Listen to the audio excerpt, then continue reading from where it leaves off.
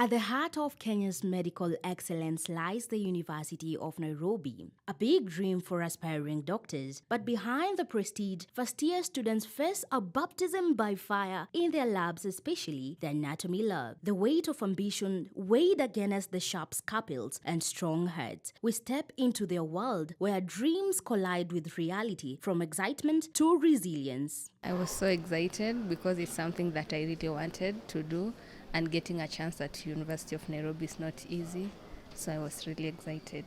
I was very excited. It was, let me say, my dream. It's what I wanted to do. It's what interested me. So I was happy that I made it to med school. For Hanifa Mudibo, admission to study medicine felt like destiny knocking. Like many, she imagined white coats, the heroism of saving lives. But medicine, as soon as she would learn, demands more than just passion. It requires confronting the raw and glamorous truths of the human body. The cadavers, some have eyes, some have been removed eyes. So the first exposure to their face, it's like horrible. And then you just get used to it. In the first time you cover it, you cover the face, because this is someone that is dead. Nothing prepared them for the anatomy lab. The door swings open and the scent hangs heavy. When I inhaled the formalin, I felt a bit dizzy, and I also lost appetite for various foods. But then I became okay by the second week. For Hanifa and her classmate Fatma Abdallah, that first step was a collision of awe and dread. The journey of becoming doctors started not in a hospital, but in a room filled with silent teachers. Dead bodies. They call cadavers. Hanifa narrates the wrestle. The first day, getting to eat meat was a bit hard. Yeah, but because when you start eating and then you remember you're from digging someone's flesh, it's bad. So the brain will be like a small thing. But then that day when we went to the lab, we found that the brain was so huge, and then by mistake I threw the brain down, so it opened up, and I was like, what am I doing in this lab? Some, like Doreen Nyetich, walked in stilled by the advice from mentors, bold and ready for cadavers. I've seen worse movies, bloody movies, so seeing cadavers that were pretty nice, decent, not bloody, it was tolerable. Good, it was nice actually.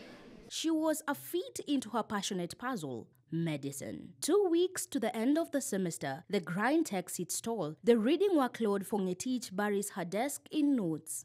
I already knew that the medicine content is going to be a lot, but frankly, I don't think I was prepared for it. It was actually overwhelming. It was very overwhelming at first. So so many people tend to cope in different ways with the overwhelming schedule. Some get, overwhelmed and depressed. Others get overwhelmed and give up.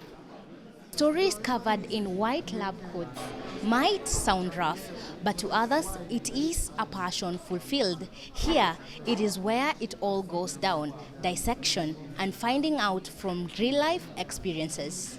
For Gerald Bwibu, ever the optimist, envisioned med school as a playground for hands-on learning. He instead found himself tethered to the lab bench 5 hours a day, textbooks thicker than his forearm. Yet for him, that first incision was electrifying. It was unlocking secrets. Even this enthusiasm wavers when cadavers are overused, fragile, and fail to reveal structures textbooks promise. When we were starting the semester, I was looking at it and I see that it's a very long period, Of course, at that time, I didn't know what I am supposed to cover, by the way. I just knew that to go there, dissect, do the whatever, but there were objectives that guide us. They tell you this is a spleen.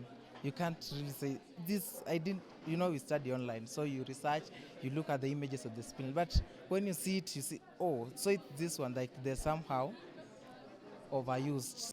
In this pressure cooker, comradehood becomes their lifeline. Senior students mentor them, sharing hard-won tricks. Counseling sessions are also there to offer them solace. What really fuels them though? For Fatma, it's a calling. A weak patient desperate for care, in need of her future expertise. And for others, it's passion and fulfillment. Even on the hardest days, purpose pulls them forward. They've survived their first year, not just with books, but with grit. For these future doctors, The journey has just begun. I've seen some initiative has been taken to help us with our mental health. I think more efforts can be put in that department. We have mental health talks. I've seen them really posting a lot of that kind of stuff in our groups, medicine groups. Reporting for UNCTV, I am Temo Murende.